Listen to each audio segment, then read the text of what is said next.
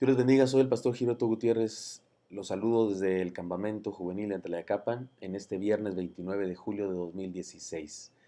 Somos bienaventurados, es la miniserie dentro de este mes y estamos por terminar. Recuerdan, hemos estudiado las 7 bienaventuranzas del Apocalipsis. Permítanme hacer un resumen breve de las 7 bienaventuranzas que aparecen aquí, tomando en cuenta su contexto, la necesidad que quiso suplir el Señor, el propósito y cómo lo aplicamos a nuestra vida. Primera bienaventuranza. Le llamamos la bienaventuranza del conocimiento personal del Señor. Es decir, que nuestra identidad de bienaventurados se basa en nuestro encuentro con el Señor. La bienaventuranza dice así: bienaventurado el que lee y los que oyen las palabras de esta profecía y guardan las cosas en ella escritas, porque el tiempo está cerca. Apocalipsis 1:3. El contexto de esta bienaventuranza es este. Se trata del primer siglo de la era cristiana. El imperio romano y los judíos persiguen a los cristianos, los buscan para torturarlos y matarlos. La necesidad es la siguiente: el Apocalipsis, como toda la literatura apocalíptica, porque debo decirles que es un estilo, es una forma de escribir, tiene como propósito dar aliento en tiempos de persecución, impresionar a los creyentes con un mensaje de poder, de seguridad, y hacer claro el mensaje a los propios y ocultarlo a los ajenos, para que cuando los ajenos encontraran el texto no entendieran nada, pero los propios entendieran justamente las palabras de aliento y de esperanza. Digamos que era un lenguaje en clave. Su propósito es el siguiente: siendo perseguidos y humillados, declarados incluso ilegales los cristianos, necesitaban legitimidad espiritual. Debían experimentar en ellos mismos una autoestima elevada, por así decirlo, una autoestima sana, y por eso el Señor quiere darles ese reconocimiento. ¿Cuál es la aplicación para nosotros?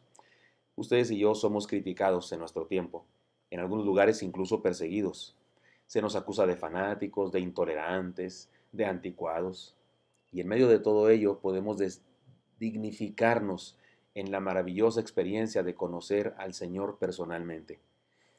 Tal vez el mundo nos desconoce, pero nosotros conocemos al Señor y el Señor nos conoce a nosotros. Eso nos dignifica, eso nos da sentido, eso hace de nosotros personas valiosas a los ojos de Dios, y deberíamos ser también valiosos a nuestros propios ojos y reconocer el valor que el Señor nos concede. Esta bienaventuranza nos da dignidad. No somos patos feos, somos cisnes hermosos. ¿Recuerdan la historia? El patito feo, se sentía diferente, se sentía extraño, porque no era un pato, en realidad era un cisne hermoso, un ave superior.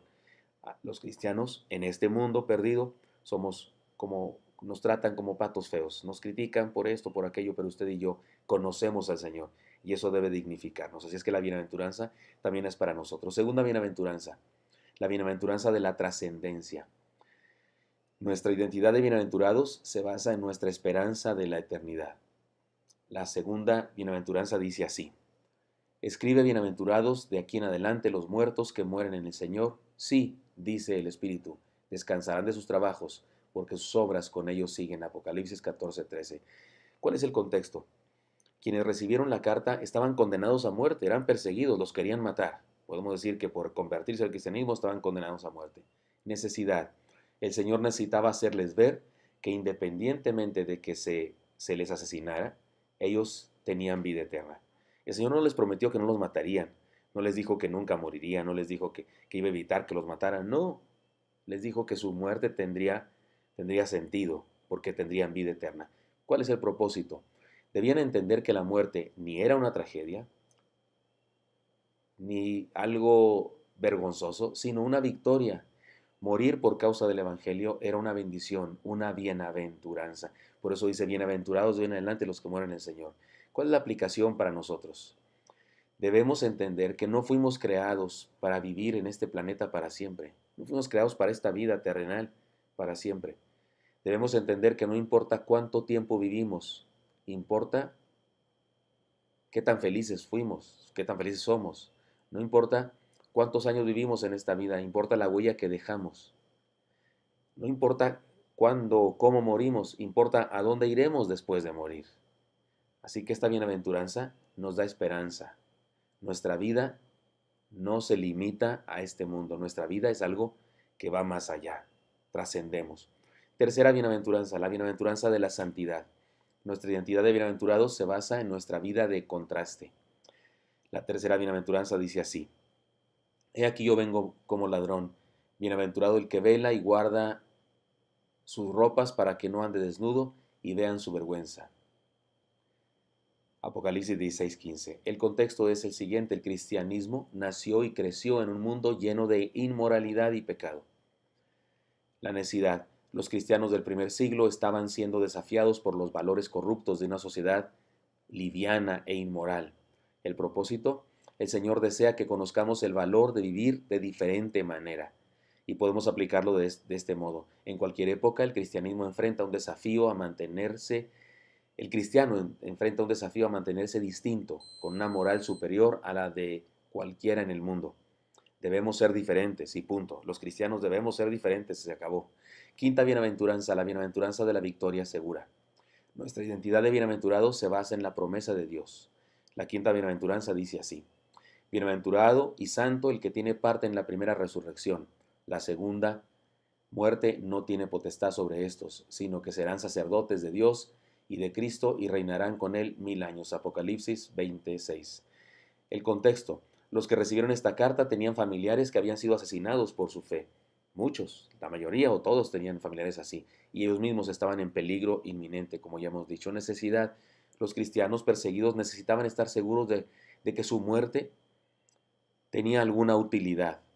Propósito: el Señor desea alentarnos a seguir y no temer la muerte física, aunque sí temer a la muerte espiritual.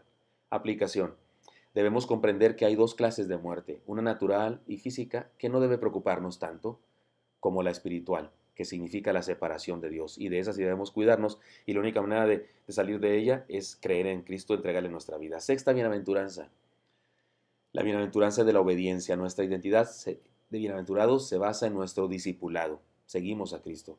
La sexta bienaventuranza dice así: He aquí, vengo pronto. Bienaventurado el que guarda las palabras de la profecía de este libro. Apocalipsis 22:7. El contexto: esta carta debía ser leída y era leída en todas las iglesias. Necesidad: los tiempos de crisis, luchas, pruebas e incluso persecución no son pretextos ni razón para que nos portemos mal. El cristiano es santo en toda circunstancia. Propósito: los cristianos debían ser santos a pesar de lo que estaban sufriendo. Y la aplicación es muy obvia. Debemos obedecer a Dios en todo. Debemos obedecer a Dios en todas circunstancias. Y en cualquier época. En aquella época debía hacerse así, en la nuestra también. Séptima bienaventuranza, la última. La bienaventuranza de la gracia del perdón. Nuestra identidad de bienaventurados se basa en la misericordia de Dios. La séptima bienaventuranza dice: Bienaventurados los que lavan sus ropas para tener derecho al árbol de la vida y para entrar por las puertas en la ciudad. Apocalipsis 22:14. Contexto: los cristianos del primer siglo no estaban exentos de pecar, también caían, igual que nosotros ahora. Necesidad: debían experimentar el perdón de Dios para superar las crisis. Propósito: el Señor desea que busquemos su perdón a pesar de cualquier circunstancia. Aplicación: todos necesitamos ser perdonados y Dios nos perdona cuando venimos a Él. La Escritura dice que si confesamos nuestros pecados, Él es fiel y justo para perdonar nuestros pecados y limpiarnos de toda maldad. La Escritura dice que si venimos a Él con el corazón contrito y humillado, Él no nos desprecia y que nos limpia, y que de haber sido nuestros pecados rojos como la grana, como el carmesí, vienen a ser como blanca lana, como blanca nieve. El Señor es un Dios perdonador y podemos acercarnos a Él. Las tribulaciones, las crisis en ocasiones nos hacen caer y en ocasiones nos sentimos desvalidos y sin deseo de acercarnos al Señor, pero eso es un error. Debemos venir a Él y experimentar su perdón. Para terminar, el libro de Apocalipsis no es un libro de terror, como algunos lo interpretan, ni un mapa del futuro tampoco. Es un retrato hablado de quién es el Señor Jesús. Su intención es bendecirnos y asegurarnos la victoria por nuestro conocimiento de quién es Él. Así que seamos bienaventurados.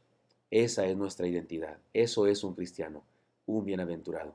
Espero que esto sea muy útil para usted, hermano. Nos vemos o nos encontramos mañana. Dios le bendiga.